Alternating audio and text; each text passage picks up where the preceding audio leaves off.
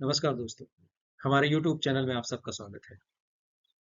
पिछले YouTube video में हम लोगों ने यूपीएससी द्वारा विगत वर्षों में हिंदी वैकल्पिक प्रश्न पत्रों के अंतर्गत नई कहानी विषय से संबंधित जो प्रश्न पूछे थे, उनकी प्रकृति के बारे में चर्चा की थी। उनके नेचर को समझने की कोशिश की थी कि किस तरह के प्रश्न यूपीएससी नई कहानी से संबंधित पूछता रहा है। आज हम उन्हीं प्रश्नों में से एक प्रश्न चुन करके प्रश्नों को कैसे हल करें, इसके बारे में चर्चा करेंगे। लेकिन जाहिर सी बात है कि किसी भी विषय को समझने के लिए या उससे संबंधित प्रश्नों को हल करने के लिए हमें पहले उसके पूरी अवधारणा को समझने की जरूरत होती है, उसके पूरे कॉन्सेप्ट को समझने की जरूरत होती है।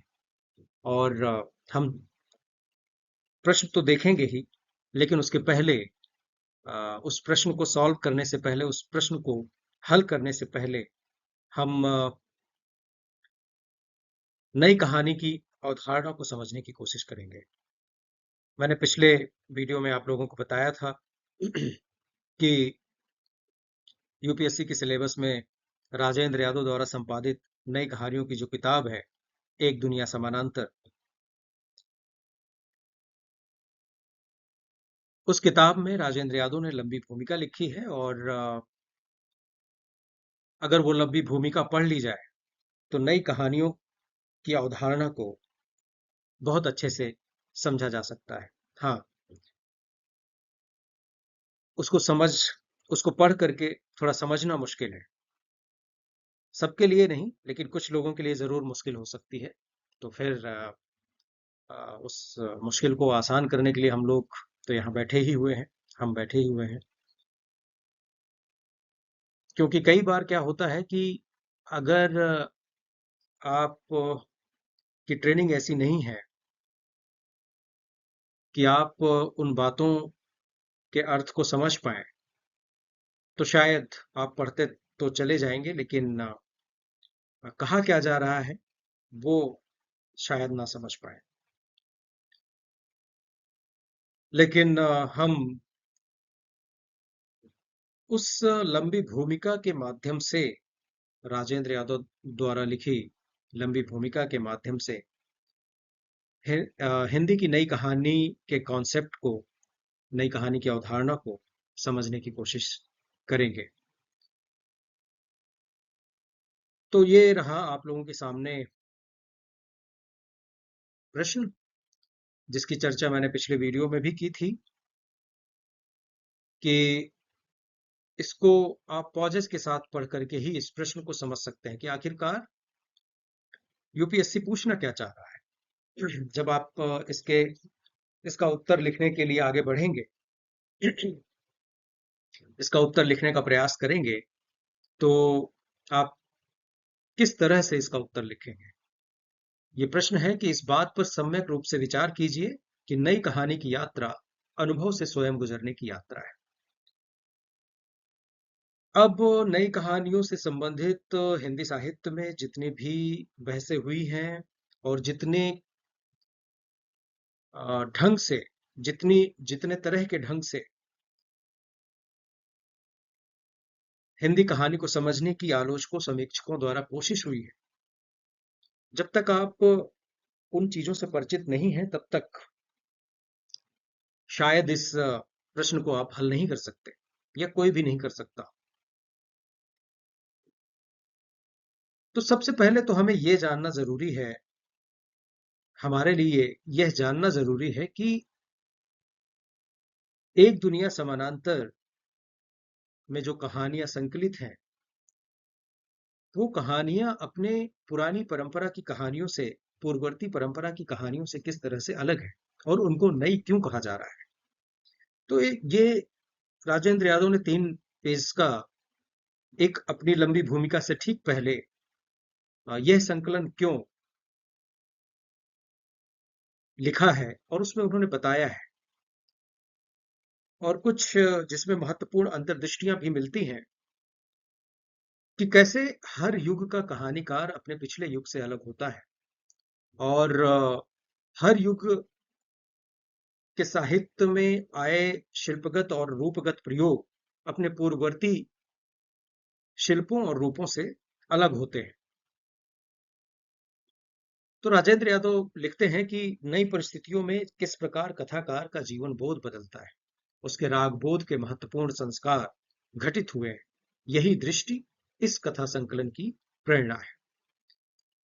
कहने का मतलब यह है कि हर समय की, हर युग की सामाजिक, राजनीतिक, आर्थिक, सांस्कृतिक परिस्थितियां अलग तरह की होती हैं, और वही परिस्थितियां ही एक संवेदनशील साहित्यकार के मन को गहराई से प्रभावित करती है, और उसी प्रभाव के फलस्वरूप ही एक कलाकार, एक साहित्यकार, एक कहानीकार साहित्य रचना की तरफ अग्रसर होता है। तो जब राजेंद्र यादव इस किताब में कहानियां संकलित कर रहे थे, तो उनके सामने ये एक प्रश्न मौजूद था कि आखिरकार ये बदले हुए जीवन बोध की कहानियां हैं या नहीं हैं, या राग बोध का वो महत्वपूर्ण संस्कार इनमें दिख रहा है जिसकी राजेंद्र यादव चर्चा कर रहे हैं, या नहीं दिख रहा है। अपने पूर्ववर्ती कहानियों से इन कहानियों का ट्रीटमेंट कैसा है, ये इन कहानियों से पता चलता है या नहीं चलता है, ये राजेंद्र यादव के सामने एक महत्वपूर्ण प्रश्न था, और इसी से प्रेरित होकर के ही वो इस संकलन में कहानियों को संकलित करने के लिए आगे बढ़ता है। आगे वो लिखते हैं कि जीवन के माध्यम से कहानी और कहानी के माध्यम से जीवन को खोजने समझने की एक दृष्टि भी इसे कह सकते हैं। अब ये कितनी बढ़िया बात है। इन बातों में एक तरह से इस इस विषय में आगे जाने के लिए एक पगडंडी है, एक रास्ता बन रहा है, और जब आप इस रास्ते को जान लेंगे, इस पगडंडी को जान लेंगे, तो आप नई कहानी से संबंधित किसी भी तरह का प्रश्न आ जाए यूपीएससी में या पीसीएस के एग्जाम्स में, तो आप बहुत अच्छे से हल कर लेंगे। जीवन के माध्यम से कहानी और कहानी के माध्यम से जीवन को खोजने समझने की एक दृष्टि भी इसे कह सकते हैं। कहने का तात्पर्य यह है कि बिना जीवन के कहानियां तो असंभव है। जब जीवन होता है, उसी जीवन को देख करके ही कोई कहानी लिखता है, और कहानियां भी जीवन को प्रभावित करती है।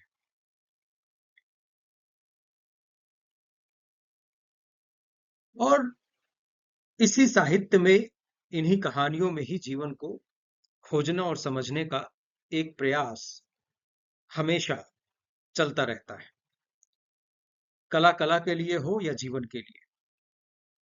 ये एक अलग विषय है हालांकि, जिसको किसी अन्य विषय के अंतर्गत मैं आपको इसके बारे में विस्तार से बताऊंगा, लेकिन फिलहाल मैं आपको इतना बता देता हूं कि हिंदी साहित्य में कला कला के लिए एक बहस थी, जहां ये बहस हुई कि कला कला के लिए होनी चाहिए या जीवन के लिए होना चाहिए। राजेंद्र यादव कहते हैं कि इस उलझन में पड़े बिना भी मैं यह समझता हूं कि कला का मूल्यांकन कला के अपने मानदंडों द्वारा हो ही नहीं सकता। कला के मानदंड कहीं न कहीं जीवन के संदर्भों से ही जुड़े होते हैं।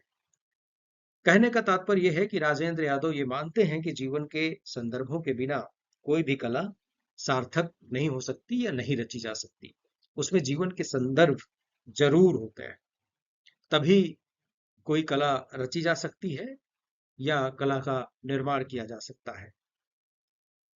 इसीलिए समय समय पर इन्हें जीवन के समानांतर रखकर देख लेना दोनों को समझने में सहायक होता है। कहने का तात्पर्य है कि जब तक इन दोनों के बीच में, यानी कि कला और जीवन के बीच में एक अन्योन्याश्रित संबंध नहीं बनाया जाएगा, तब तक आप ना तो कला को बेहतर ढंग से समझ सकते हैं और ना ही जीवन को बेहतर ढंग से समझ सकते हैं। कला को अभिव्यक्ति देने का माध्यम कलाकार है, और यह सब कुछ होते हुए भी समय और समाज के प्रभावों को नकार नहीं सकता। उन्हीं के कारण उसकी अभिव्यक्ति और दृष्टि में परिवर्तन और प्रयोग होते हैं।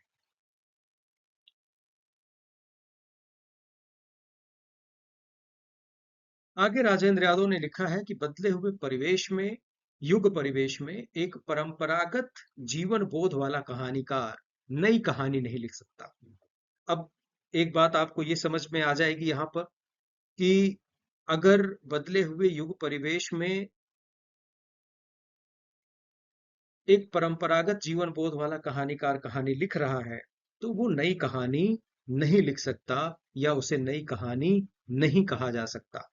इसको थोड़ा उदाहरण से समझते हैं कि अगर प्रेमचंद युग में सक्रिय कहानीकार आजादी के बाद के समय में कहानी लिख रहा है, तो वह बहुत मुमकिन है कि आजादी के बाद की बदली हुई परिस्थितियों को न समझ पाए और कहानियां उस ढंग की ना लिख पाए जिसमें आजादी के बाद के बदले हुए समय की अभिव्यक्ति देखने को मिल रही हो सकता है कि वो प्रेमचंद युगीन विषय वस्तु को लेकर के ही कहानियां लिख रहा हो, उसी तरह की शैली में कहानियां लिख रहा हो, उसी तरह के रूप में कहानियां लिख रहा हो, लेकिन आजादी के बाद जो पीढ़ी तैयार हुई है साहित्य की दुनिया में, वो उनसे भिन्न तरह की कहानियां लिख रहा हो, और वही उस दौर के पाठकों, आलोचकों, समीक्षकों को प्रभावित भी करती है। पुराने परंपरागत जीवन बोध वाला कहानीकार नई कहानियां नहीं लिख सकता। अगर लिख भी रहा है तो वो उस दौर के समीक्षकों, आलोचकों या पाठकों को प्रभावित भी नहीं कर सकता है, क्योंकि वो पूर्ववर्ती परंपरा से उस तरह के शिल्प, उस तरह की विषय वस्तु से परिचित होते हैं। इस संदर्भ में राजेंद्र यादव एक महत्वपूर्ण बात कहते हैं कि आज की स्थितियां किस तरह और किन स्तरों पर उसे छूती या प्रभावित करती हैं। आज की स्थितियां मतलब वर्तमान स्थितियां, वर्तमान परिस्थितियां। इसका आकलन वस्तुतः समाज के ही नैतिक और आध्यात्मिक इतिवृत्त को पहचानना है।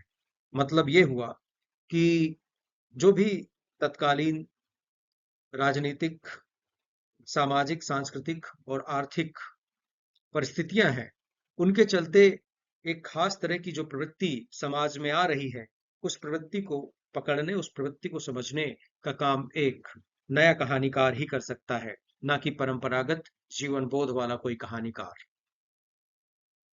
समय विशेष में मनुष्य को टूटते और बनते देखना है। समय विशेष में मनुष्य को टूटते और बनते देखने का तात्पर्य यह है कि जब हमारे समाज को उस दौर की सामाजिक, राजनीतिक, आर्थिक, सांस्कृतिक परिस्थितियां अपने ढंग से प्रभावित करती हैं, तो उसमें कुछ मनुष्य होते हैं जो बनते हैं, कुछ मनुष्य होते हैं, टूटते हैं, जो उसके साथ, उन बदलावों के साथ तारतम्यता नहीं बिठा पाते हैं, नहीं बना पाते हैं। तो इसका इसको देखने का काम भी एक साहित्यकार का ही होता है। अगर वो ये चीज पहचान पाने में सफल हो रहा है, तो इसका मतलब है वो कहीं ना कहीं नए तरह का साहित्य लिखने में सफल हो सकता है। आगे राजेंद्र यादव ने अपनी चयनित कहानियों के संदर्भ में स्वतंत्रता के बाद आने वाले कहानीकार और कहानियों के अपने कला स्तर की न्यूनतम अपेक्षाओं की भी बात की है। इन न्यूनतम अपेक्षाओं के अंतर्गत वे जीवन बोध, उसके संदर्भ में कला प्रयोग और परिष्कार जैसी कसौटियों को सामने रखते हैं। मतलब राजेंद्र यादव के लिए नई कहानियों के संदर्भ में तीन चीजें बहुत जरूरी हैं, इंपॉर्टेंट है। वो क्या है? पहला जीवन बोध है। जीवन बोध मैंने आपको बताया कि तत्कालीन सामाजिक, राजनीतिक परिस्थितियों से प्रभावित होता है।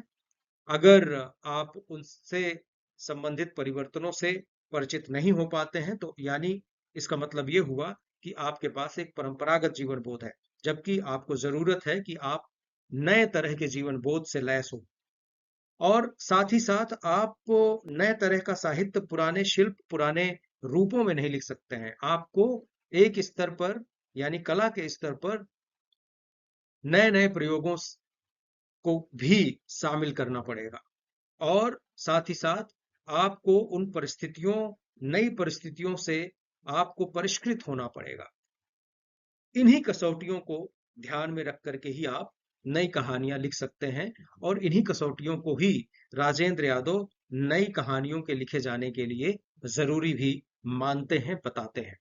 क्योंकि राजेंद्र यादव मानते हैं कि पारंपरिक जीवन बोध वाले लेखक कहानी के शिल्प और रूप में कोई परिवर्तन नहीं करते। मैंने आपको ऊपर बताया कि नए समय में लिखे जाने वाले साहित्य के लिए नया शिल्प और नया रूप भी जरूरी होता है। अगर कोई परंपरागत जीवन बोध वाला कहानीकार है तो वह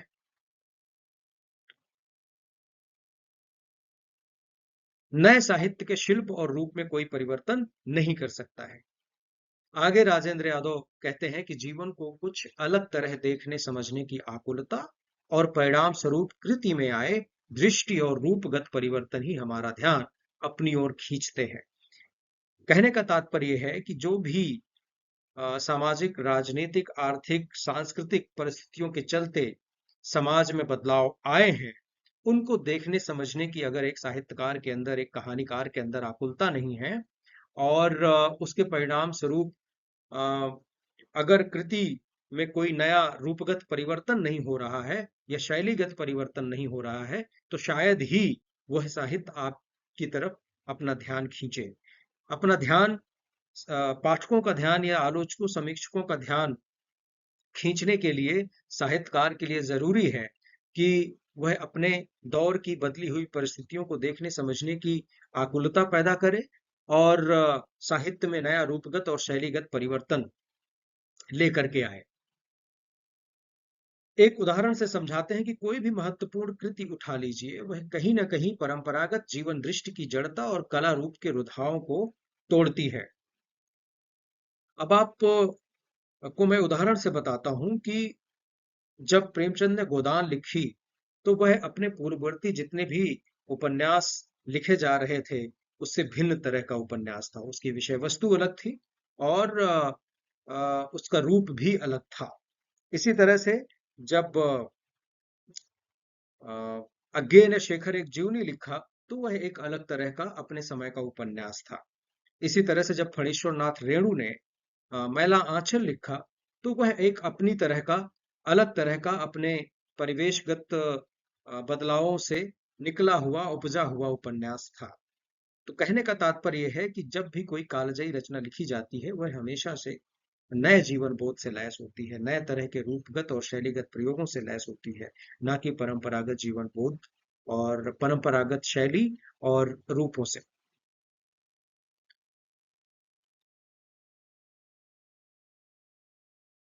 अब जिन कुछ कसौटियों की चर्चा राजेंद्र यादव ने की है कि अ, मैंने किन कसौटियों को ध्यान में रखा है, किन वर्गों, जिन वर्गों, चार वर्गों में उन कसौटियों को राजेंद्र यादव ने बांटा है, अ, उनसे संबंधित कहानियां इस संकलन में आपको देखने को मिलेंगी। यद्यपि उन्होंने और भी बहुत सारी कहानियों की लिस्ट अपनी उस छोटी सी भूमिका में उन्होंने दी है, लेकिन उनमें भी उनके उन सारी ऑब्वियसली उन सारी कहानियों को तो राजेंद्र यादव एक दुनिया समानांतर में शामिल नहीं कर सकते थे, क्योंकि उसके लिए और दो चार खंड उन्हें निकालना पड़ता संकलन के। लेकिन उनको बहुत ही प्रिसाइज रहना था, बहुत ही फोकस्ड रहना था। इसलिए वो चार वर्गों का जिक्र तो कर देते हैं, लेकिन उन चार वर्गों से संबंधित सारी की सारी कहानियां उस संकलन में एक दुनिया समानांतर में शामिल नहीं करते हैं।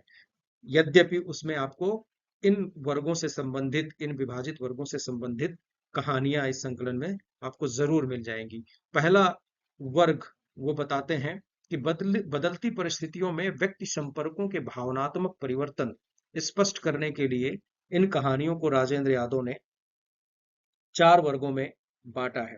पहला वर्ग बताते हैं कि पहला पितृवर्ग के प्रति वर्तमान पीढ़ी की बदलती हुई दृष्टि। इसका क्या मतलब हुआ कि इस वर्ग की कहानियों के संदर्भ में राजेंद्र यादव का मानना है कि उनमें परंपरा या प्राचीनों के प्रति श्रद्धा की भावना धीरे धीरे दया में बदलती दिखाई देती है। दया, उदासीनता और फिर उपहास में। इनमें मार्कंडे की कहानी हंसा जाई अकेला, कमलेश्वर की तेवा की माँ जैसी आदि कहानियां शामिल है। अगर आप इन कहानियों को पढ़ चुके हैं या पढ़ेंगे तो आप देखेंगे कि ये जो बात राजेंद्र यादव कह रहे हैं कि आ, परंपरा या प्राचीनों के प्रति श्रद्धा की भावना धीरे धीरे कैसे दया में बदलती जाती है, फिर दया उदासीनता में बदलती जाती है और फिर उपहास में बदलती जाती है। तो ये एक नई कहानी का एक महत्वपूर्ण एक एक एक तरह से कसौटी थी। इस तरह की कहानियां नई कहानियों के अंतर्गत बहुत लिखी गई और जाहिर सी बात है कि अ, ये सामाजिक, राजनीतिक, सांस्कृतिक, आर्थिक दबावों के चलते ही आर्थिक दबावों के चलते जो परिवर्तन समाज में आ रहे थे और जो इस क्षेत्र को भी बहुत गहराई से प्रभावित कर रहा था, जिससे साहित्यकार अपने आप को उदासीन नहीं रख सका और इससे संबंधित कहानियां उन्होंने लिखी। दूसरे वर्ग के अंतर्गत अ, उन्होंने प्रणय और परिणय वर्ग में नारी और पुरुष के आपसी संबंधों के दबे घुटे बदलते स्वर मुखरित करने वाले कहानियों का जिक्र किया है, जिनमें राकेश मोहन राकेश की अपरिचित और मन्नू भंडारी की यही सच है प्रमुख है। अगर आपने इस संकलन में संकलित कहानी मन्नू भंडारी की यही सच है पढ़ा होगा तो आप जानते हैं कि कैसे एक स्त्री दो पुरुषों के साथ संबंधों को किन किन नजरियों से देखती है। एक कभी प्रेमी प्रेमी था और एक वर्तमान प्रेमी है और अचानक से जब पुराना प्रेमी टकराता है तो उसमें बहुत सारे भावनात्मक उबाल तो आते हैं कहानी की पात्र में, लेकिन अंत में उसको एहसास होता है कि मेरा जो वर्तमान है दरअसल वही सच है, क्योंकि उनके बीच की भावनाओं में काफी ज्यादा परिवर्तन आ चुका रहता है एक अच्छा खासा गैप के बाद। तीसरे वर्ग के अंतर्गत उन्होंने जिसका जिक्र किया है वो ये है कि प्रारब्ध के प्रति समर्पित आदमी। इससे संबंधित भी बहुत सारी कहानियां लिखी गई, जिनमें मोहन राकेश की ही मलबे का मालिक का जिक्र है किया गया है, अमरकांत की डिप्टी कलेक्ट्री। इन दोनों कहानियों को यदि आपने पढ़ा हो तो आप समझ सकते हैं कि एक मलबे का मालिक विभाजन के बाद की कहानी है और एक व्यक्ति जो पाकिस्तान विभाजन के बाद चला जाता है वो लौट करके वापस हिंदुस्तान आता है और अपना घर देखता है।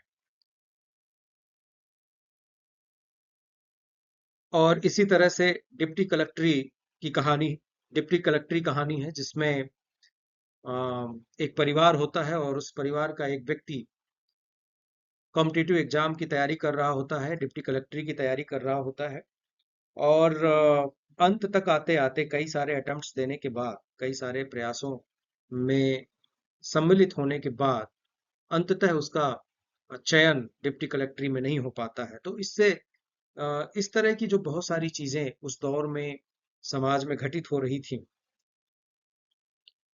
उनको एक साहित्यकार अ, अपनी कहानियों में दर्ज करने से चूकता नहीं है। चौथे वर्ग के अंतर्गत जिन कहानियों का जिक्र राजेंद्र यादव ने किया है वो ये है कि बिखरी हुई नारी संपर्कों के लिए ललकती और संपर्कों से कटी नारी की कहानियां। अब इनमें निर्मल वर्मा की परिंदे को याद कर सकते हैं, धर्मवीर की गुल की बन्नों को याद कर सकते हैं, कृष्ण सोबती की बादलों के घेरे याद कर सकते हैं। ये सभी कहानियां एक दुनिया समानांतर में संकलित हैं। आप लोग पढ़िएगा और आपको समझ में आएगा कि ये बिखरी हुई नारी संपर्कों के लिए लगती और संपर्कों से कटी नारी की कहानियां किस तरह से है। तो ये एक तरह से एक भूमिका कह सकते हैं, एक रास्ता कह सकते हैं जो हमको धीरे धीरे नई कहानियों को समझने की ओर ले जाएगा।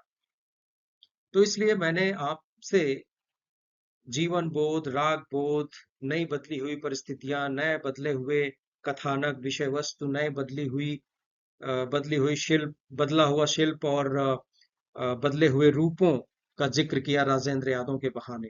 और इसी में और इस ये जो कहानी संकलन है इसमें इन्हीं 4 वर्गों की कहानियां हैं। और जब हम आगे राजेंद्र यादव द्वारा लिखी हुई लंबी भूमिका, निबंधात्मक भूमिका के बारे में पढ़ेंगे, जिक्र करेंगे, चर्चा करेंगे, तो नई कहानियों से संबंधित कॉन्सेप्ट, अवधारणा और ज्यादा हमें समझ में आएगी। तभी जिसका हमने जिक्र किया, जिस प्रश्न का, उस प्रश्न को हम अच्छी तरह से हल कर सकते हैं। अभी फिलहाल उस प्रश्न को हम हल नहीं करके नई कहानियों के कॉन्सेप्ट पर बात की, और आगे भी हम इसे जारी रखेंगे। आपसे गुजारिश है कि आप इस क्लास के साथ जुड़े रहिए। हम बारी बारी से वीडियोस लेकर के आएंगे और नई कहानियों से संबंधित अवधारणाओं को समझने की कोशिश करेंगे।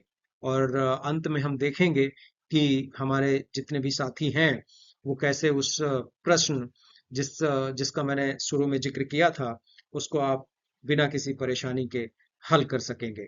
बहुत बहुत धन्यवाद। आज इतना ही। फिर नए वीडियो के साथ हम आपके बीच में हाजिर होंगे। शुक्रिया।